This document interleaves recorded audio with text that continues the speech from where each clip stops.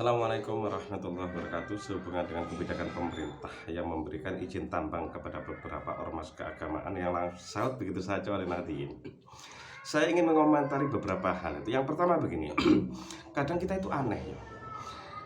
Kita itu sedih ketika misalnya bumi Cendrawasih Irian Jaya itu hancur karena penambangan besar-besaran emas. Tapi kita, siapa dari kita yang tidak menghambakan diri kepada emas? Kita memuja-muja emas, kita mengagung-agungkan emas. Atau kita sedih ya ketika seorang Salim Kancil dibunuh oleh mereka yang menambang pasir di Lumajang itu. Kita begitu sedih, begitu marah. Tapi siapa di antara kita yang tidak membangun rumahnya? Ketika kita bangun rumah, pasirnya dari mana ya? Ya dari mereka yang kita suka, yang membunuh Salim Kancil itu. Atau kita begitu perih ya ketika kita melihat kerusakan lingkungan yang diakibatkan oleh penambangan batu bara. Tapi tahukah kita, listrik yang kita nikmati setiap saat itu 67%-nya itu dari batu bara. Dan begitu serakahnya kita memakai listrik tanpa kita sadari, tanpa kita peduli berapa banyak akibat dari listrik yang menyindir kita itu kehancurannya bagi alam di sekitar kita. Padahal kalau kita ngomongin tentang hukum permintaan ya, selagi banyak permintaan, selagi kita butuh itu semua, penambangan tetap akan ada. Jangan sesuatu yang dihalalkan oleh hukum seperti itu ya. Sesuatu yang diharamkan oleh hukum misalnya seperti narkoba gitu aja. Selagi permintaan banyak, maka yang menyediakan banyak, entah dengan jalan apapun itu ya. Yang kedua begini ya, saya tuh kok heran ya. Sebenarnya pemerintah itu kan memberikan izin tambang ini kepada ormas keagamaan, nggak cuma Nahdien, cuman kebetulan aja Nahdien yang menariknya, yang menindaklanjutnya, mengiyakan secara langsung. Sebenarnya kan ada sih ormas sebelah kita itu tidak mengiyakan, hanya apa ya, menunggu gitu ya, memperhitungkan. Saya nggak tahu ya, apa maksud memperhitungkan itu ya, melihat dan menghitung, nggak paham ya. Kalau misalnya yang dia maksud itu gini ya, apakah penambangan ini akan merusak alam? Enggak usah dihitung, itu jelas rusak. Apakah mudaratnya lebih besar dari enggak usah dihitung, itu udah jelas itu.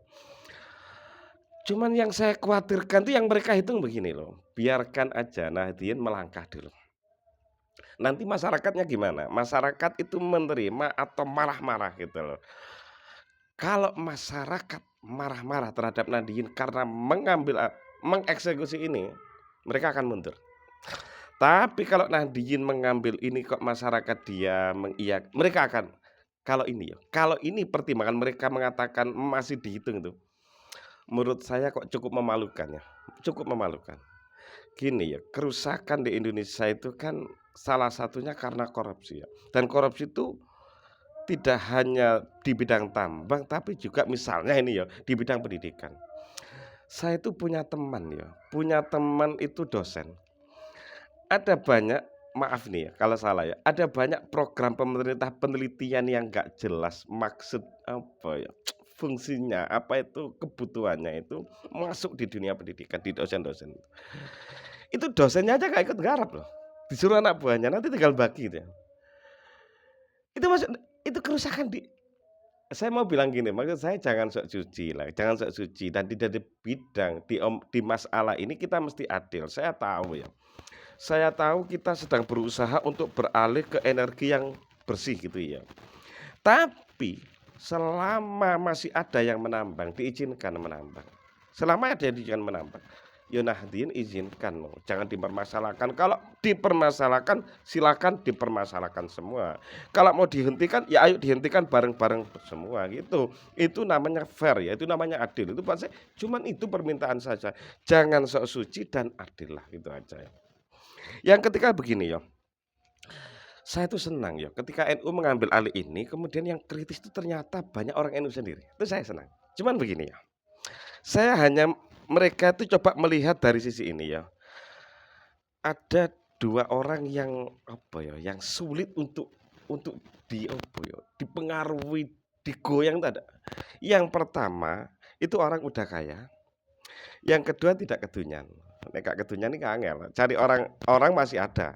Tapi kalau sudah organisasi sulit, gitu loh. Maka gini ya, lihat saja ketika pilkada misalnya, pilpres gitu. Kenapa NU kok selalu goyang? Karena kita kismin ya, karena kita kismin. Coba saya tanya kepada kita. Coba kita tanya ya.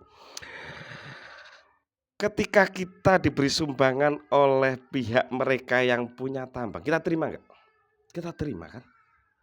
Lah kalau benar-benar kita terima, kita masuk lah. Yang pertama agar kita mandiri, agar kita itu apa ya, nggak sulit dipengaruhi. Yang kedua ini, kita akui saja kita itu kan terlambat sekali. NU kamu ngomong ya, NU kan terlambat sekali. Kok coro seta itu kan kalah jauh dengan yang lain untuk tahu hal-hal, untuk bisa masuk di dalam seperti ini. Bagi saya ini momentum ya, agar anak-anak NU, orang-orang NU itu bisa mengetahui persoalan-persoalan seperti ini.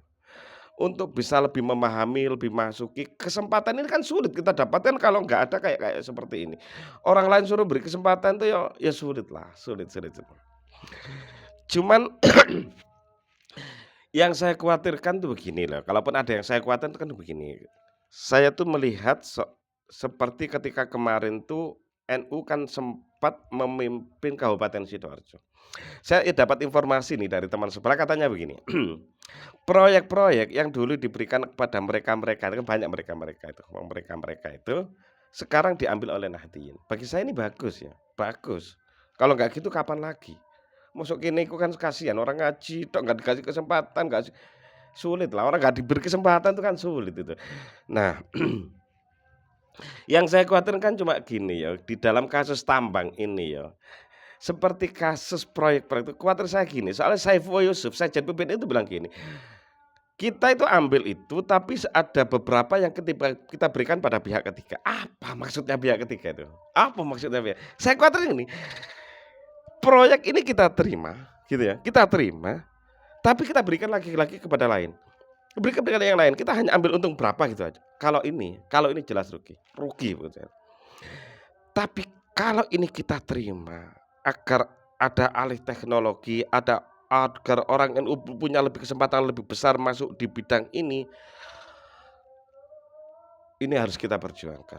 Tak peduli apapun orang katakan orang, kita harus masuk. Tapi kalau hanya uang itu aja, uang itu ya, kita ambil terus kita berikan kepada yang lain, kita hanya ambil fee-nya, lebih baik tidak, lebih baik tidak. Dan yang terakhir begini, saya dengar kemarin tuh Ketua PBNU itu mengatakan begini, kenapa sih ini kita ambil alih itu? Dan ini menurut saya cukup menyedihkan ya.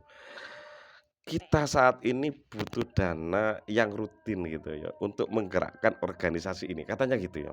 Saya bingung. Kenapa bingung begini? Saya tuh jadi orang NU lama ya. Tradisi NU itu kan ya, maaf ya, tahlilan, yasinan. Itu kan biaya sendiri. Biaya sendiri. Dapat dari saya bukan organisasi ya, makanya saya nggak paham. Tapi saya tahu itu biaya sendiri. Tradisi dalam keluarga kan biaya sendiri. Yasinan dalam kampung itu biaya sendiri. Sekolah-sekolah itu yang besar mungkin dapat ya dananya. Tapi pesantren-pesantren kecil saya tahu, saya punya teman yang cari-cari sendiri bukan dari Nahdien, bukan.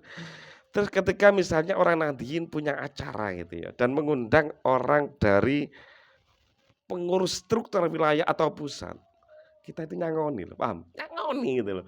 Nyangoni. Makanya ketika kita butuh uang untuk menggerakkan organisasi ini tuh, maaf ya, saya bingung untuk apa ya?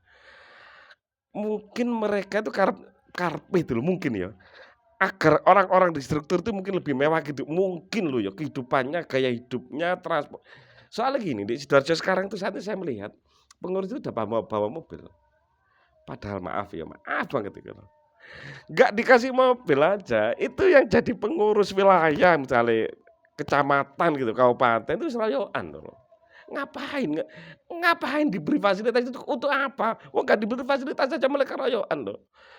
Maksud saya itu begini loh, kalau Anda itu mau serakah, mau apa-apa lah, jangan pakai atas nama kita lah. Jangan pakai atas nama kita, selama ini orang itu biaya sendiri. Saya tahu itu. Saya kira begitu aja ya. Assalamualaikum warahmatullahi wabarakatuh.